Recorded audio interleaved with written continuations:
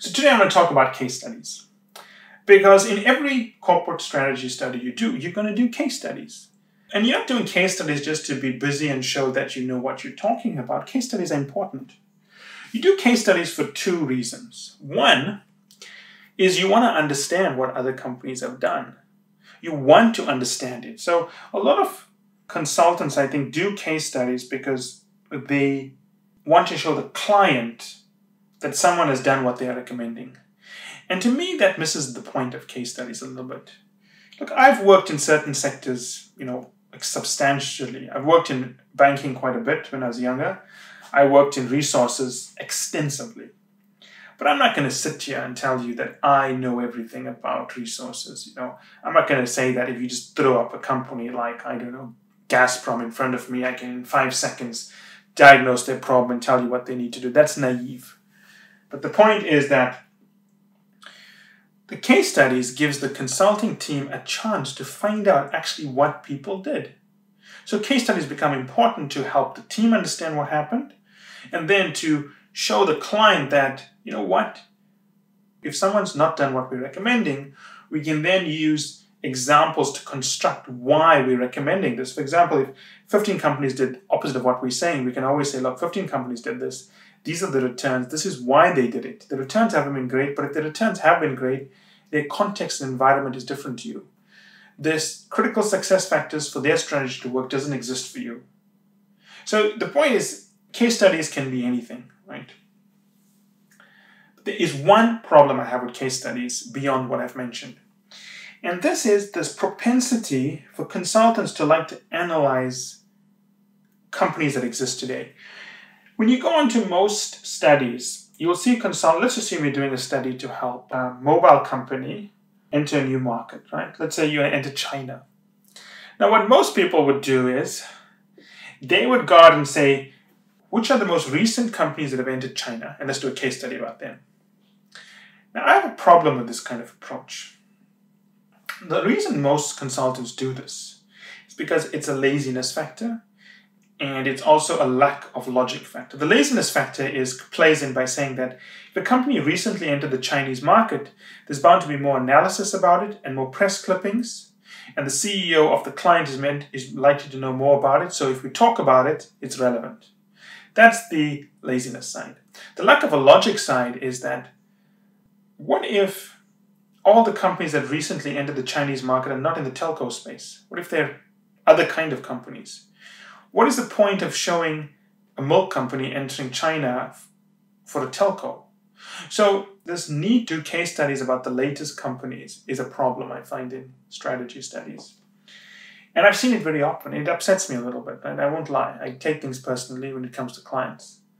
So what I've done is I've made a hard and fast rule on this study. We're going to do what is called as period cases. In a period case, we pick a company and a period in history that is most relevant to the client's current situation, and we build a case study around that. So for example, if you've got a situation whereby a market is deregulating, and a part of your client, in this case Empire International, is trying to pursue the deregulated market, we would look for a similar situation where either a company in the same sector or a similar sector was going through a market deregulation and was trying to pursue non-regulated returns. And the reality is that such a similar situation may not have happened in the last 10 years. It may not have happened in the last 15 years. It may not have happened in the same continent. So the trick in these case studies is if you're going to pick a period case study, you have to make sure you know why you're picking it. You have to know why that case study differs from the client, and you have to compensate for those differences. And you have to know why you're making, what similarities you are trying to make, and where the similarity ends.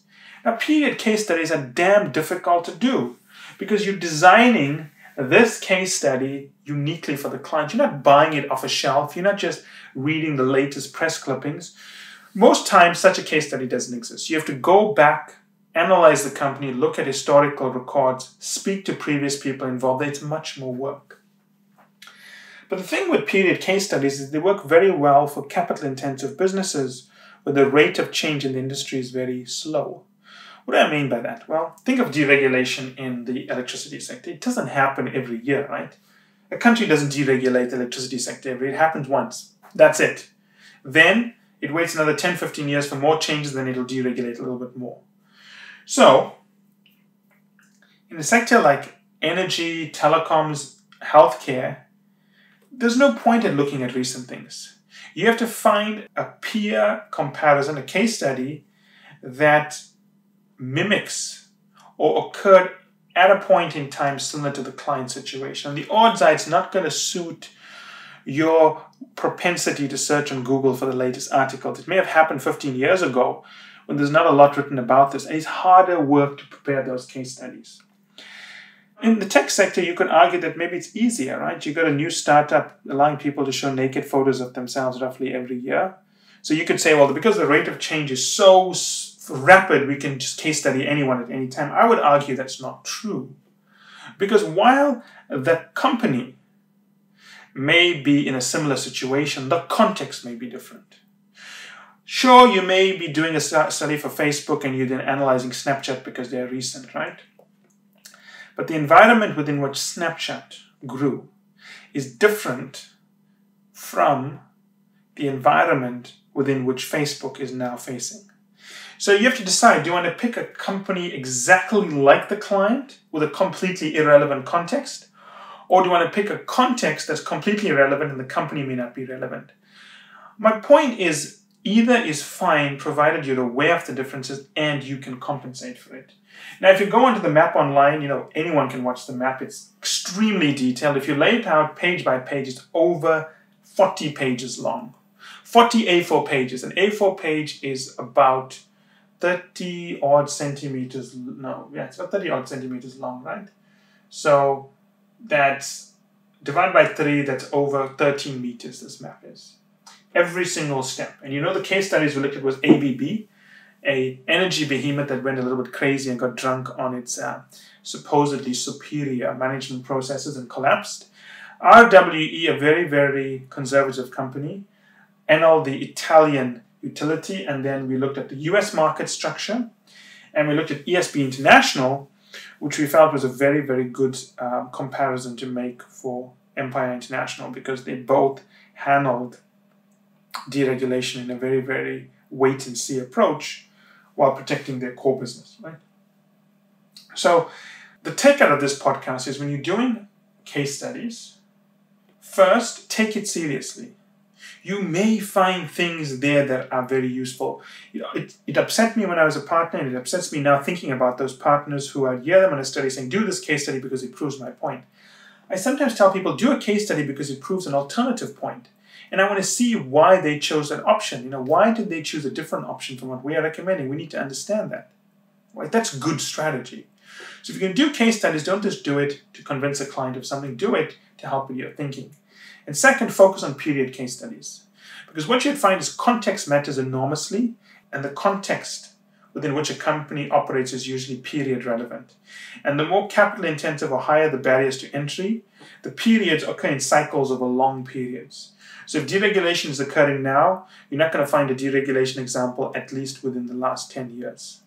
So you can't take a case study from 2 years ago and say, wow, company B did this, and that's what we think you should do. You'll just make a fool of yourself.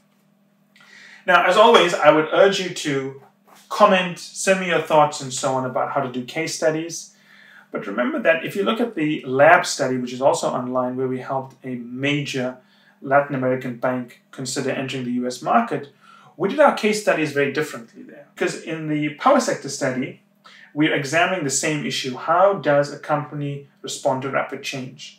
The lab study, each case study was answering a different question. How do you make money by offering low interest rates? How do you organize yourself without any government support? So the point is, you can structure your case studies any way you want, provided you're not blinding yourself and just getting information you want to prove a point you want to make. Case studies should challenge you just as much as they're challenging the client. That is good strategy. Because to the process of being challenged, you're forced to refine your logic. Right? You'd rather be challenged by your own team than being challenged by the client. I can assure you of that. As always, I thank you for listening to this podcast. Doing the study was fantastic. doing the podcast is even more fun.